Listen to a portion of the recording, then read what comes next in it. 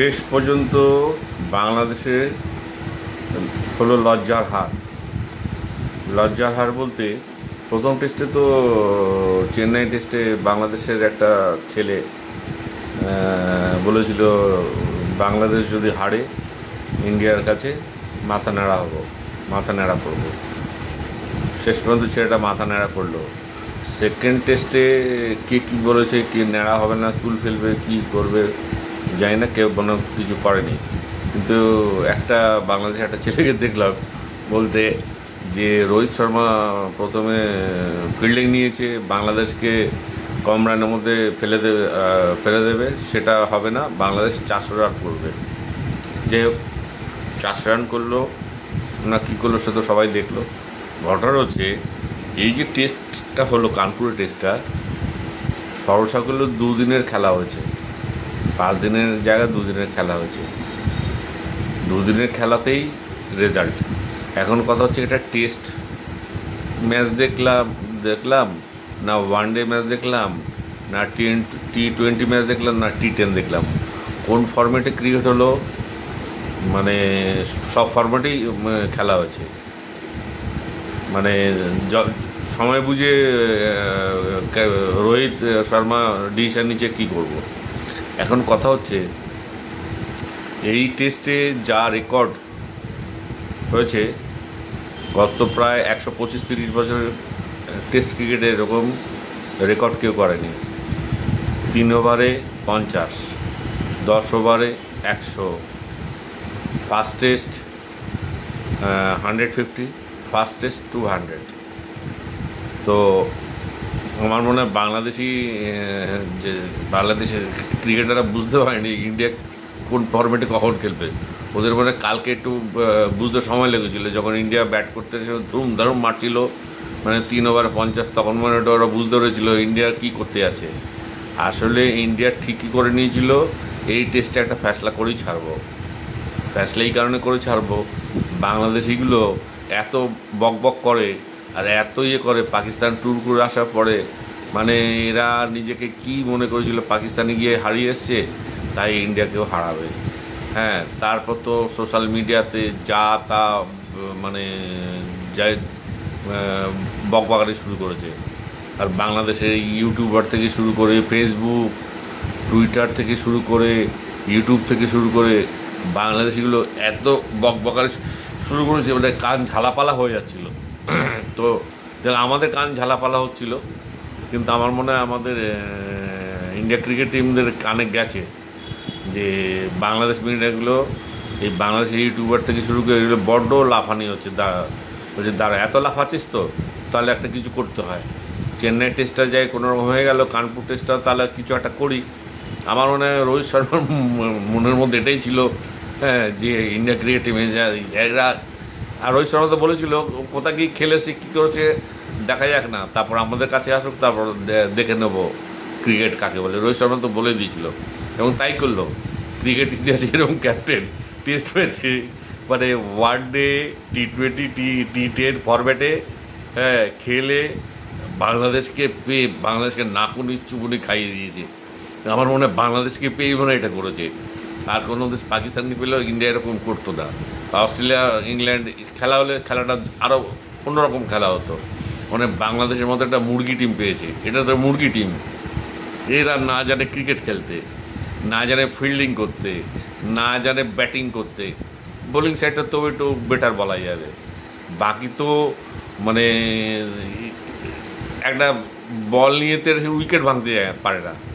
যেখানে বিরাট কোহলি মাঝ ক্রিজে দাঁড়িয়েছে, বিরাট কোহলি ভেবেছি আমি আউট, এমনভাবে উইকেটের কাছে বলটা থ্রো করলো, বলটা চলে গেল, বিরাট কোহলি আবার ক্রিজে ফিরে গেলো।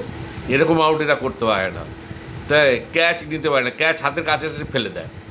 এরকম ক্রিকেটার নিয়ে বলছে ইন্ডিয়াকে হারাবে, যেখানে ইন্ডিয়ার 3টে ফরম্যাটেই মোটামুটি ওয়ার্ল্ডের বেস্ট টিম, হ্যাঁ, সেই টিমকে হারাবে না। হারানোর খেলতে নামলে তো জেতার মেন্টালিটি নিয়ে নামা উচিত, সেটা ভালো জিনিস।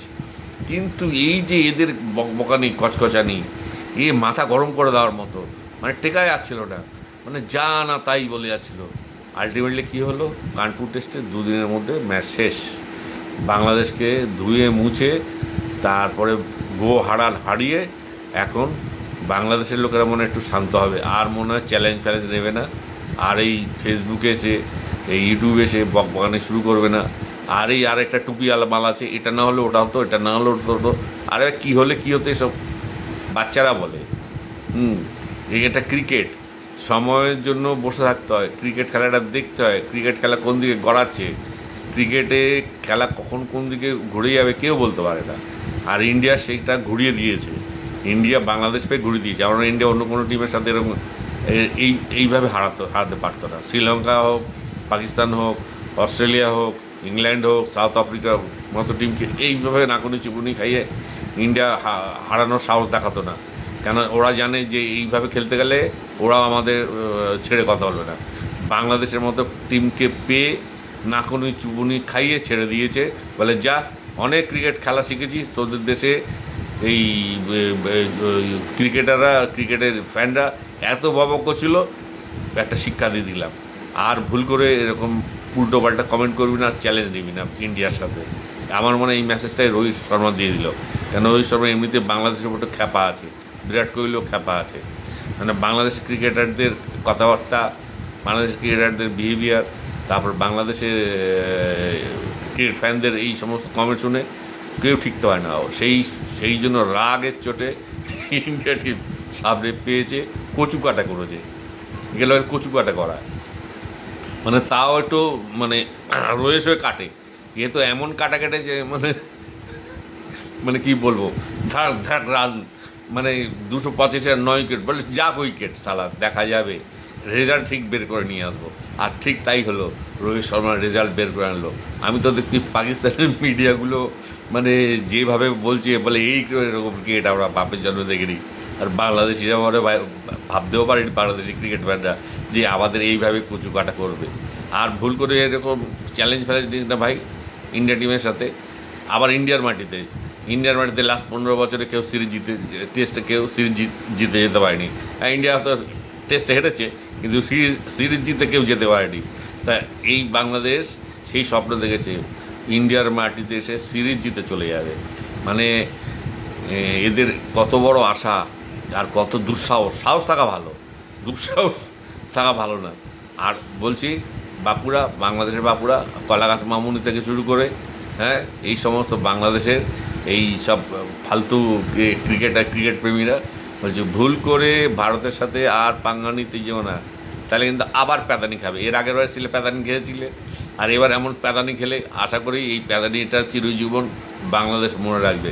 আর যত টেস্ট ক্রিকেটের ইতিহাস আছে ইন্ডিয়া সব ভেঙে চুরমার করে দিয়েছে, যেটা টেস্ট, এটা মানে আইসিসিও ভাববে চালা ইন্ডিয়া কী ক্রিকেট খেলে দিল রে ভাই। সবাই তো ভাবছে, বলে এখন বড় ক্রিকেটটা 2 দিনের খেলায় করে দিতে হয় 5 দিনের বদলে। কেন 5 দিন এত ধৈর্য ধরে তো ক্রিকেট খেলা দেখতে হবে না, 2 থেকে 3 দিনের মধ্যেই টেস্ট ক্রিকেটটা মনে হয় 5 দিন থেকে কমিয়ে 2 দিন অথবা 3 দিনে নিয়ে আসতে হবে, তবে এরকম জমজমাট টেস্ট ম্যাচ দেখা যাবে, আর ক্রিকেট প্রেমীরা আনন্দ পাবে। হ্যাঁ, তাই এখন মনে হয় আইসিসি এটাই ভাবছে, হয়তো এটাই হতে যাচ্ছে, দেখুন কি হয়।